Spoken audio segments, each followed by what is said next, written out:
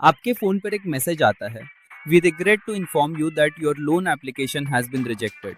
बस एक लाइन और आपके सारे प्लान रुक जाते हैं।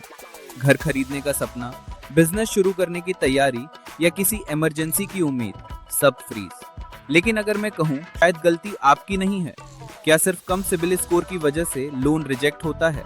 फिर हाई क्रेडिट स्कोर वालों का एप्लीकेशन क्यों गिर जाता है? और बैंक्स इंटरनल पॉलिसी बोलकर असली रीजन क्यों छुपाते हैं? सच्चाई थोड़ी अनकंफर्टेबल है। बैंक सिर्फ आपका स्कोर नहीं देखते, वे आपकी पूरी फाइनेंशियल स्टोरी स्कैन करते हैं। Income pattern, EMI load, job stability, recent loan inquiries, यहाँ तक कि आपका एम्प्लॉयर टाइप भी। और सबसे शॉकिंग बात, सिस्टम कुछ एप्लीकेंट्स को ऑटोमेटिकली हाई रिस्क टैग कर देता है बिना उन्हें बताए। इसलिए अगर आप अगली बार अप्लाई करने वाले हैं तो पहले ये समझ लीजिए कि असली गेन क्या है। सबसे पहला हिडन फैक्टर है debt to income ratio. Simple शब्दों में आपकी इनकम के मुकाबले आपका टोटल ईएमआई कितना है। मान लीजिए आपकी मंथली इनकम 60,000 है और 28,000 रुपए पहले से ईएमआई में जा रहे हैं। सिबिल 780 होने के बावजूद सिस्टम क्या देखेगा? Financial pressure. बैंक्स चाहते हैं कि आपकी ईएमआई आपकी इनकम के 30 से 40% के अंदर हो। उससे ज्यादा हुआ तो रिस्क फ्लैग उठ जाता है। अब दूसरा silent killer, multiple loan inquiries. क्या आपने 2 या 3 महीनों में कई ऐप्स पर लोन चेक किया? हर बार जब आप अप्लाई करते हैं एक हार्ड इंक्वायरी आपके क्रेडिट रिपोर्ट में जुड़ती है। ज्यादा मतलब सिस्टम के लिए अर्जेंसी, और अर्जेंसी बैंक्स को डराती है। अगर आपका लोन कभी रिजेक्ट हुआ है तो खुद से पूछिए कितनी बार आपने रैंडम अप्लाई किया था।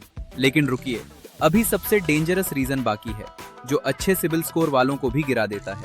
तीसरा फैक्टर है जॉब स्टेबिलिटी। बैंक सिर्फ इनकम अमाउंट नहीं देखते, वो इनकम कंसिस्टेंसी देखते हैं। अगर आपने पिछले 8 से 10 महीनों में 2 या 3 जॉब्स चेंज की हैं, सिस्टम इसे अनस्टेबल पैटर्न मानता है। प्रोबेशन पीरियड में अप्लाई किया, अप्रूवल चांसेस और कम। फ्रीलांसर्स और सेल्फ एम्प्लॉयड लोगों के साथ भी यही इशू आता है। अगर बैंक स्टेटमेंट में इरेगुलर क्रेडिट्स दिखते हैं तो रिस्क स्कोर बढ़ जाता है। मैं आपको एक रियल एग्जांपल देता हूँ। मेरे एक दोस्त का सिबिल स्कोर 780 था, इनकम अच्छी थी, ईएमआई रेशियो भी सेफ था, फिर भी उसका लोन रिजेक्ट हो गया। रीजन, उसने 5 महीनों में 4 बार जॉब स्विच की थी। अब चौथा हिडन फैक्टर, क्रेडिट मिक्स। अगर आपके पास सिर्फ क्रेडिट कार्ड्स हैं और कोई स्ट्रक्चर्ड लोन हिस्ट्री नहीं तो प्रोफाइल थिन मानी जाती है। बैंक्स बैलेंस क्रेडिट प्रोफाइल पसंद करते हैं, सिक्योर्ड और अनसिक्योर्ड लोन का मिक्स। सेम स्कोर लेकिन अलग डिप। गेम सिर्फ नंबर्स का नहीं है, प्रोफाइल स्ट्रेंथ का है। अब आते हैं उस रीजन पर जो बैंक्स ओपनली कभी एक्सप्लेन नहीं करते, इंटरनल रिस्क मॉडल। हर बैंक का अपना एल्गोरिदम होता है और ये सिर्फ इनकम और स्कोर नहीं देखता। सिस्टम आपको कैटेगरीज में डिवाइड करता है, low risk, medium risk, high risk, और ये डिसीजन सेकंड्स में हो जाता है। मान लीजिए 2 लोगों का स्कोर सेम है, इनकम सेम है, ईएमआई सेम है, लेकिन एक एमएनसी में काम करता है और दूसरा छोटी स्टार्टअप में। सिस्टम किसे सेफियर मानेगा? ज्यादातर केसेस में एमएनसी एम्प्लॉय। कुछ इंडस्ट्रीज को हाई रिस्क टैग किया जाता है, कुछ pin codes historically default heavy माने जाते हैं। आपको ये रीजंस ऑफिशियली कभी नहीं बताए जाते, एप्लीकेशन बस पॉलिसी इशू में गिर जाता है। तो स्मार्ट स्ट्रेटेजी क्या है? लोन अप्लाई करने से 3 महीने पहले तैयारी शुरू करें, ईएमआई कम रखें, अननेसेसरी इंक्वायरीज रोकें, जॉब स्टेबल रखें, क्रेडिट यूटिलाइजेशन 30% से नीचे रखें, बैंक स्टेटमेंट में हेल्दी बैलेंस दिखाएं।